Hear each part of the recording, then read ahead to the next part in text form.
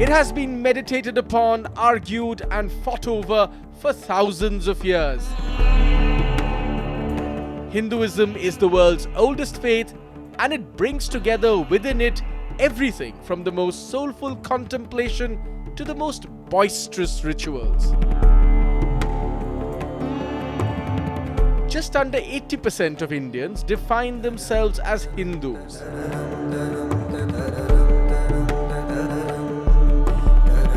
India has been a majority Hindu country and the world's most diverse and plural nation for a very long time. But what does Hinduism really mean today? Can it address our deepest anxieties and our most pressing questions? Does it divide or does it unite? I will ask all those questions to some of the finest minds in the world in this very special series called Being Hindu. On Being Hindu, my guest today is the best-selling author, banker and historian Sanjeev Sanyal. He and I have had long conversations about Hinduism, its history, its meaning in Indian civilization, and how does it bring our culture and civilization together. I am delighted to welcome on my show Sanjeev Sanyal. Sanjeev, thanks very much for coming to the show. Pleasure to be here.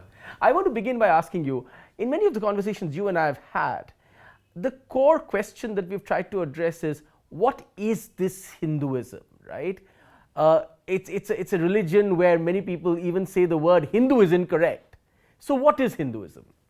I think when people come down to it, they usually use a cop-out, something like, it's a way of life. Now, calling Hinduism a way of life really doesn't give you very much meaning. I mean, at the end of the day, if you analyze it, it's actually a meaningless way of thinking about it, because effectively it doesn't say anything. So what I prefer to say is that Hinduism is a religion, but it is not necessarily a belief or a faith. It may contain within it many beliefs and faiths, but Hinduism as a whole is not a belief or faith. But it is a religion. It is a religion in the sense that, like other religions, it thinks about the meaning of human existence, it thinks about morality, it thinks about where we came from and where we are going. So these are issues that are common to all religions. But what is unique about Hinduism is that it doesn't give you a single answer. Instead, it gives you a way of thinking about things, and in many ways you're allowed to come to your own conclusions. So there are Hindus who are polytheistic, there are Hindus who are monotheistic, monoistic. In fact, it's even possible to be an atheistic Hindu. And incidentally, there are long traditions within Hinduism of all these lines of thought. So the thing that brings together Hinduism and gives it unity is not the question, is not the answers that we arrive at, but the questions that are being asked. It's always been the case, right from the origin of Hinduism. This is how it was set up. So if you go back to the Rig Veda, and I would say there is something called the Nasadiya Suktam, which is one could argue that this is, in a sense, the starting point of Hinduism. So the starting point of, say, an Abrahamic religion is usually an axiom. So if you are Muslim, then the axiom is that there is one God and that his last messenger is Muhammad. Now, if you don't believe these axioms, then the rest of Islam does not follow. Similarly, if you are a Christian, you must believe that there is one God and Jesus Christ is his son, and that he died on the cross for our sins. Now, if you don't believe that, it doesn't matter.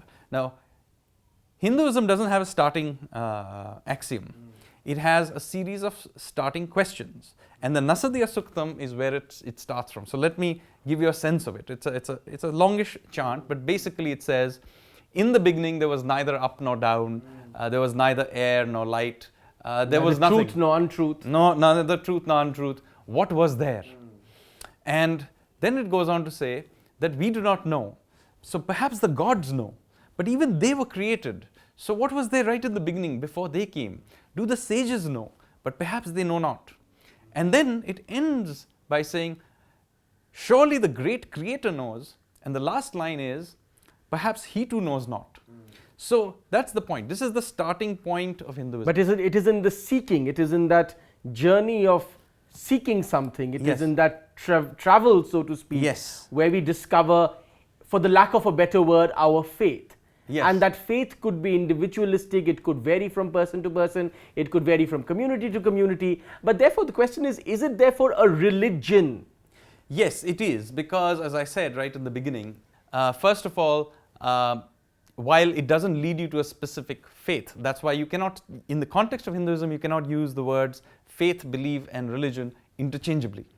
Because Hinduism they're not synonymous to each other. They are not synonymous to each other, because you can have multiple beliefs and combinations of multiple beliefs within Hinduism. So Hinduism as a whole is a religion but not a belief. And it may contain within it many, many beliefs. And to understand this, you need to understand that this is how it's been deliberately set up. It's not like it just randomly evolved to be like this. Right at the beginning, the rishis who were setting up the underlying architecture of Hinduism, the infrastructure, so to speak. Yeah, the intellectual infrastructure. They started out with this in mind. So all Hindu scriptures are divided into Smriti and Shruti. Okay? So Shruti means that which is heard or inspired, i.e. that which in a sense does not have a precedence. It's you can say divinely inspired from the gods, or it simply appeared. And then the rest of it, which is Smriti, which is a tradition, it's a memory of the great thoughts of great thinkers and so on. So Shruti is heard or inspired, and Smriti, which is a tradition, that which is remembered. Now what is interesting here is almost 99% of Hindu scriptures, and there are plenty of them, 99% of them are actually Smriti, i.e. considered traditions or the recordings of the thoughts of great thinkers. The Shruti is related only to the first 3 Vedas. In fact, if you're really strict about it, it only relates to the Rig Veda alone. So this is important, because effectively what you have is that you have the not even the Upanishads. Not even the Upanishads, not even, incidentally, the Gita. Even the Gita, although those who are very strict Vaishnavites will dispute me on this, but even the Gita is a Smriti, i.e. it is a part of the Itihasa, the Mahabharata, and even the way it is written, even though it's supposed to be a revelation from the God, from a God, Krishna, the way it is written is actually as it was heard by Sanjaya. So the charioteer. So it is not the original word of God, and it is deliberately so. So what it does, it has this open-ended starting point. So if you had to put it in what I say in modern terms, think of the Shruti texts as being the underlying operating system, and the Smritis as being apps. So what you can do is you can keep adding apps, and the same operating system keeps functioning, and you take in apps, you can add apps, some apps become more popular than others, some apps disappear, but you can keep adding more and more of them. The original Vedic texts themselves are the ones that are basically eternal, although there are records in the past when they too have been occasionally updated. But that you have to be a rishi or something like that to be allowed to tinker with it. Fair enough. So tell me, I have often thought of this, and now that you mentioned or give this analogy of an app system and underlying, iOS, so to speak, the operating system and so on and so forth, that Hinduism is a bit like an open source religion. Yes. That the source codes are at a very fundamental level, the questions, because they are questions, remain constant, for the lack of a better word, constant. But the rest is open source. Absolutely. So, and it is deliberately so. This is why I'm emphasizing it's not that it just turned out that way. Right in the beginning, the rishis are starting out by saying so in the Nasadiya Suktam and more bright. So they had the wisdom in a sense to see this. Strictly speaking, every generation should be adding to this body of knowledge. So the Vedas means knowledge, and there is no end to the knowledge. So sadly, this tradition... Which is why the Gayatri Mantra seeks intelligence. Absolutely. If you read the Gayatri Mantra, what does it say? It says, "O radiant sun, illuminate my mind just like you illuminate the skies and the earth." What is it saying? Open my mind. Okay? So it's very different from, say, the Lord's Prayer. That's right. Similarly, there is another line, "Let good thoughts come to us from all directions." Yes, right? Which Gandhi was fond of quoting. Yes, and of course, the idea is open-mindedness, questioning, and continuously updating of information. So it is very important in the Hindu tradition to continuously update. Now, this doesn't mean we throw out everything. So consequently, this idea that this is what I would call a complex adaptive system. It's like an ecological system. It continuously adapts, but it takes along with it the memory, i.e. the smriti, of all that has already been thought before. And so the body of knowledge keeps adding to. We are not continuously discarding. Some thoughts will of course follow, some texts and ideas may over time go into disuse.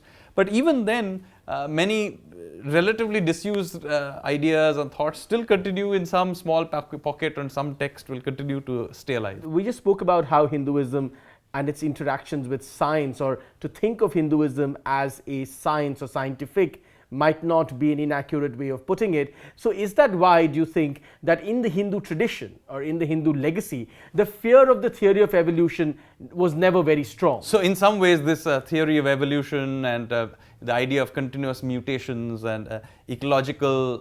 is conceptually very close to Yes, in fact, it's essentially the same idea if you want to take it that way. And this is not just about, of course, the theory of evolution. The whole idea that knowledge must continuously progress. So in fact, it is sad that we have given up the tradition of writing new Upanishads. But in fact, till well into the medieval period, new Upanishads were being written. That's right. And I think this needs to be revived, the idea of writing new Upanishads, new Dharma Shastras.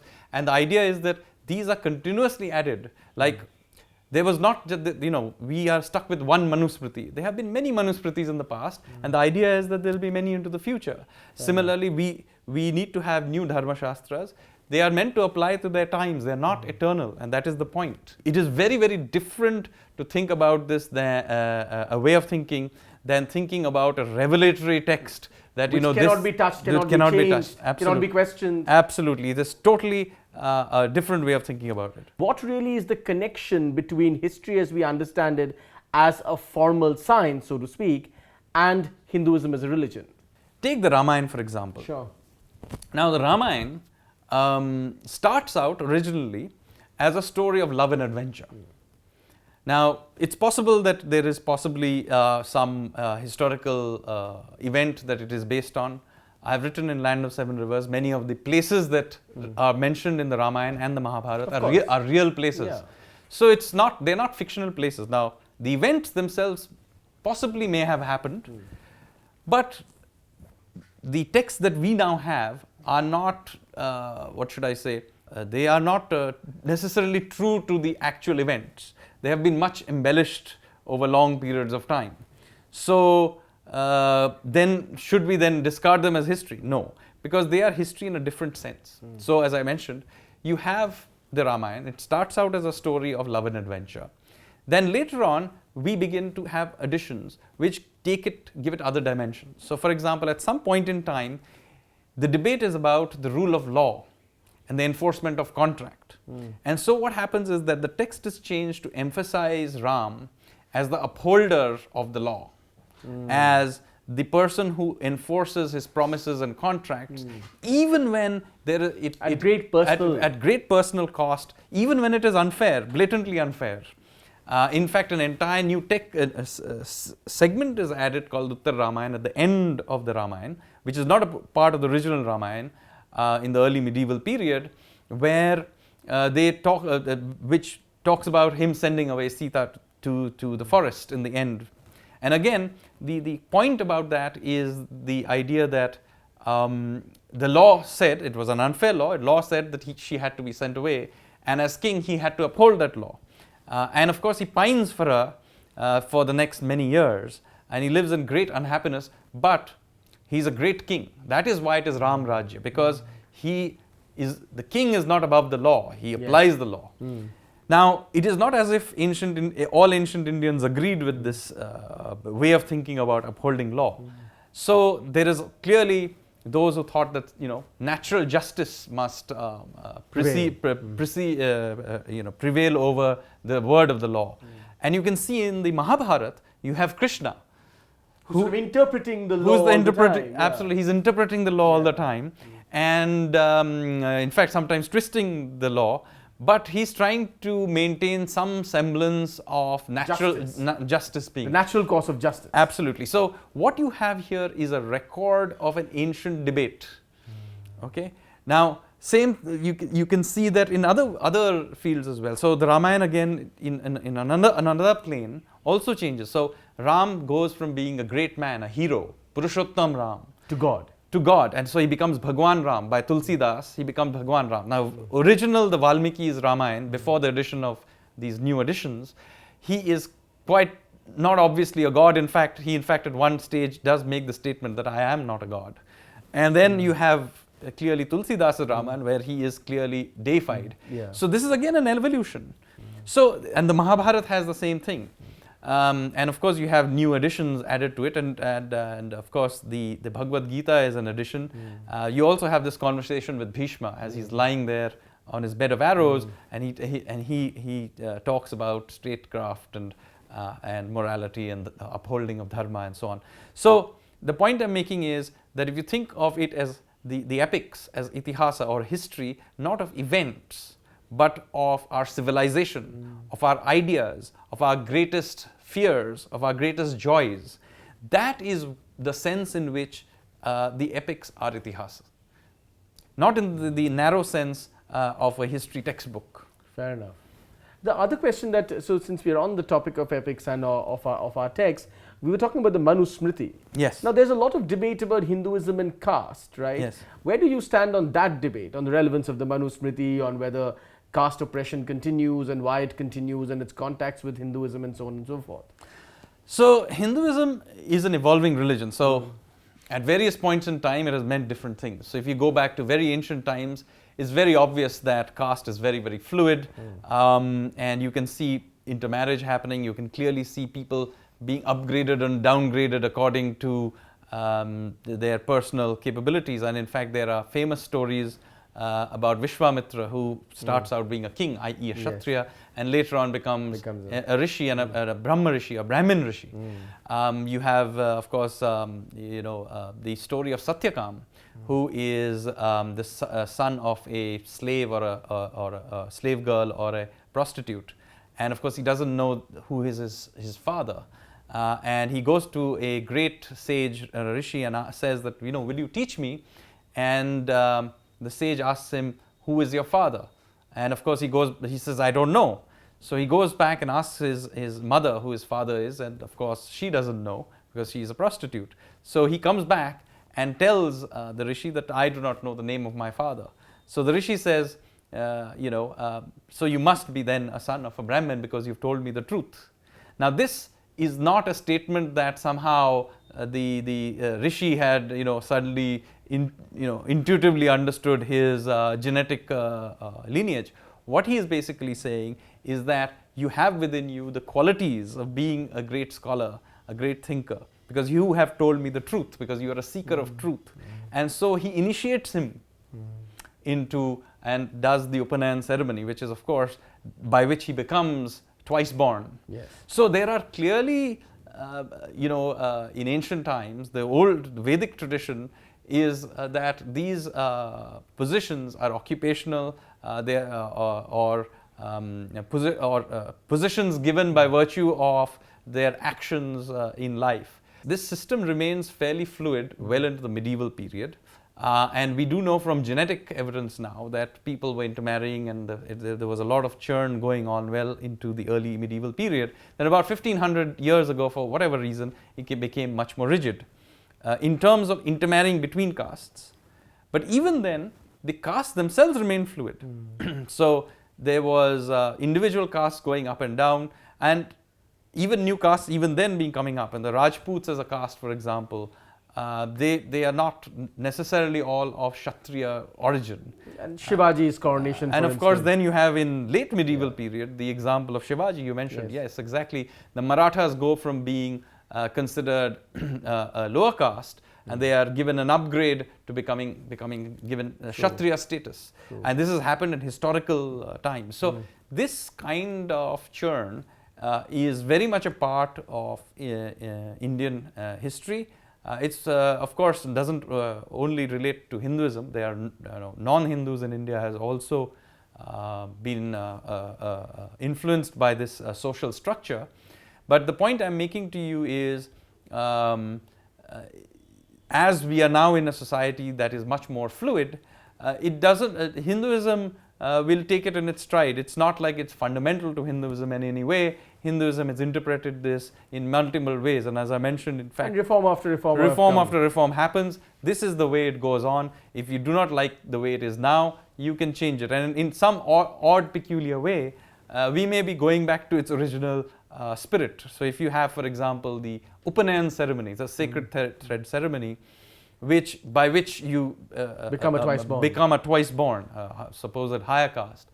Oddly enough, this ceremony was original. Now is only this is only done by the Brahmins basically, and even there it is by some families have kept it alive.